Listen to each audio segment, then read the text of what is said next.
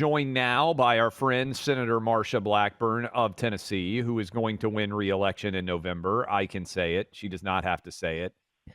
Her opponent is a absolute crazy woman. So if you live in the state of Tennessee, I would encourage you to get out and vote for Marsha Blackburn. She joins us now. And I don't know that you've even heard this yet, but as soon as I saw that you guys had been working on the Republican platform, we had just finished the radio program. I pulled it up. I read it, 20 points. I said, my goodness, this is so well drafted. It's easy to understand. I'm not saying that everybody has to agree with everything, but I think you guys did a really fantastic job on this platform. What can you tell our audience that they should know about this? And I would imagine this was, even though the final result looks effortless, I bet there was a massive amount of work and drafting that went into what you produced. It is a massive amount of drafting and work and consideration, and I was so honored to be asked to chair the platform committee this year. And one of the things, Clay, as I went into this, I said, look, I co-chaired the platform committee 1 year when I was in the House, and of course we do this in conjunction with presidential elections. And the platform is the document that defines what we as Republicans believe. And it's always been a very cumbersome, 100-page, 200-page, 80-page, 75-page document that nobody read, except MSNBC and CNN and people that wanted to target conservatives. And so what we did was to say this needs to be simplified. So this year's 2024 platform that the platform committee came up with and passed yesterday is a total of 16 pages. It is dedicated to the forgotten men and women of America. It was done in coordination with President Trump and his team to say this is what we as Republicans believe in, aspire to, and if you elect us on November 5th, this is what we're going to do. And that is included in the 20 promises that are at the front of this. And it begins with the president and Republicans promising to secure that border and make certain that we end this migrant invasion that is taking place in our country, and then begin deportation. Let's begin with the criminal illegal aliens. It addresses also inflation. It addresses protecting life. It addresses making certain we get men out of women's sports. It addresses fighting the weaponization of the government against your political opponents. So it is 20 promises. I encourage your listeners, you can get online, look for the 2024 Republican Party platform. You can go to the RNC's website. You can go to the Republican Convention website. You can go to DonaldTrump.com. You can pull this thing down and see what we are going to do.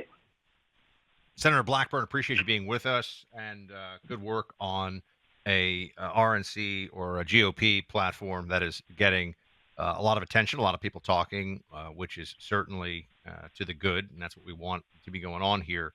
What are your hopes for how things look coming out of the upcoming RNC? I mean, what are you hoping that the party will get out of it? My hope is that the party is going to be unified and pushing forward to make certain that from your local, state, and federal elections that we win and that we send President Trump to the White House, and that we build a base of support all across the country for accomplishing these things that we have here in this document that we say, if you elect us, we are going to do this. And Box, the good thing about this is when they look at this document, which they'll hear more about next week at the convention, they're going to be able to kind of use this as a to-do list and a checklist to make certain that we do get things done. And I hope what they will do is hold Republicans accountable for accomplishing these things. And one thing that's so interesting about this is this platform was built around input from men and women across the country. It did not have one single lobbyist, Washington insider that was feeding into this and trying to seek favor in a platform. This is a of, by, and for the people. It is a we the people platform. Senator Blackburn, appreciate you coming on with us. Do you think Joe Biden's going to run? Like, what are you hearing from Capitol Hill, from maybe some of the Democrats that you have relationships with, the conversations that are taking place? We know that, and I know you were down in Atlanta and you were helping in the spin room for President Trump, but I mean, he knocked out Joe Biden on June 27th. The fallout is still continuing. Is Biden going to be the guy, or do you think they're going to go to Kamala, or what happens there? Well, we don't know what is going to happen, and we're going to leave to the Democrats to sort their mess out. What we do know is that the American people are looking at what happened the night of the debate on June 27th, and they realize that Biden's inner circle and many in that White House, the press room, the press operation, that they have been counting on the mainstream media to cover for them.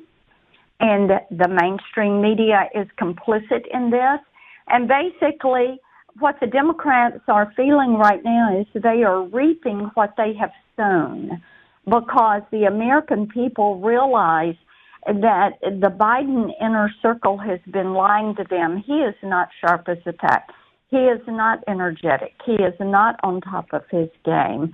And it is of concern for our nation and our nation's security. It's of concern when you think about NATO being in D.C. today. You can hardly get from one place to another today because of the NATO summit. And this is frustrating for everybody, I'll tell you that. But I think looking at Joe Biden, the Democrats right now are in a scramble, and they've got to make a decision if they're going to continue to support Biden, if they're going to toss him aside and do a ticket with Kamala and Gretchen, or Kamala and Hillary, or whomever else they have in consideration, or if they're just going to say, okay, the presidency is gone, let's look at the House and Senate. Senator Blackburn, one of the bullet points, one of the pieces of the platform that you helped author, says, it's number 2 on it: carry out the largest deportation operation in American history. I think for a lot of people, that may be among the most important, perhaps even on a policy level, the most important. Well, preventing World War III, really important too, but it's one of the more important ones, and it's certainly getting a lot of attention. Do you have confidence that congressional Republicans would be willing to support President Trump in his second term on that bullet point number 2, carrying out the largest deportation operation in history? But, one of the things that always helps with these issues is people talking to their elected representatives. And during this time of a political season, as they see them out and as they're campaigning, ask them what they're going to support. I have legislation, the CLEAR Act, that would allow our local law enforcement, when they come into contact with an illegal alien that has committed any kind of crime, it may be shoplifting, DUI, whatever, they can detain that individual and require ICE to come and deport them, and then ICE has to reimburse that local law enforcement agency for every penny they spent in that apprehension and detention. Now, that is a great place to start. So, and I think that's what you would see. How can somebody be opposed to deporting criminal illegal aliens. And that's the kind of thing that the American people would expect their representatives to support. If you are here and you've committed a crime, then you ought to be made to leave the country and barred from ever coming back in the country. And so there are ways to go about facilitating this, and starting with the criminal illegal aliens is most likely where you will see us begin. And that is an issue that could get 60 votes in the Senate to move to cloture, invoke that cloture, and then be able to move on and pass that bill. And we know for sure President Donald Trump is going to sign it. She is Senator Marsha Blackburn. If you're a Tennessean like I am, get ready to go vote for her very soon this fall. Senator Blackburn, good job on the RNC platform, and we will see you probably in Milwaukee. We'll see you there. And for your listeners, MarshaBlackburn.com. Stay in touch. By the way, Senator, that's great.